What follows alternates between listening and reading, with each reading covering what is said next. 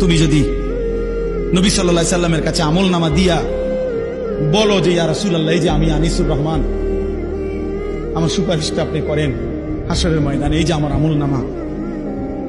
আল্লাহ নবী সাল্লাল্লাহু আলাইহি ওয়াসাল্লাম যদি আমল নামা উল্টাইয়া দেখবে আর বলবে, হায় আনিসুর রহমান, 6 মাস 1 বছর কোনদিন ফজরের নামাজ পড়ল না।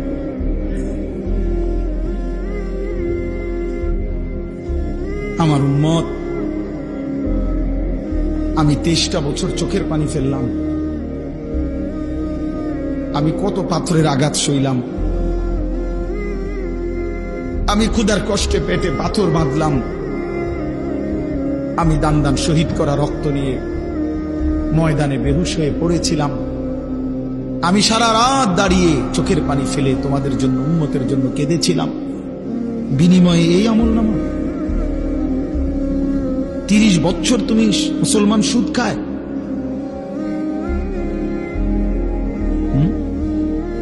30 বছর 40 বছর সুদ খায়,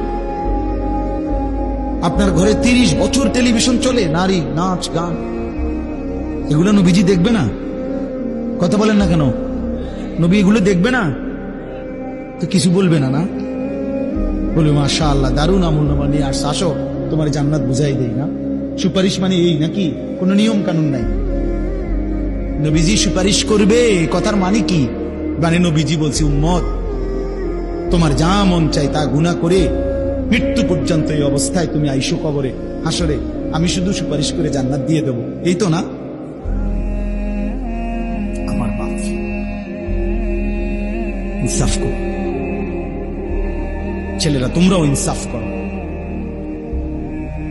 প্রিয় ভাই আমার, ভাবতে শেখো। কেমনে দেখাইবা? রাসূলুল্লাহ সাল্লাল্লাহু আলাইহি সাল্লাম কাঁদবেন, চোখের পানি ফেলবেন, বলবেন, উম্মত আমি শ্রেষ্ঠ নবী, তুমি আমার শ্রেষ্ঠ উম্মত, শ্রেষ্ঠ উম্মত হইয়া তুমি আমারে এই হাসরের ময়দানে কেমনে পারলা এত বড় বেইজ্জতি করতে?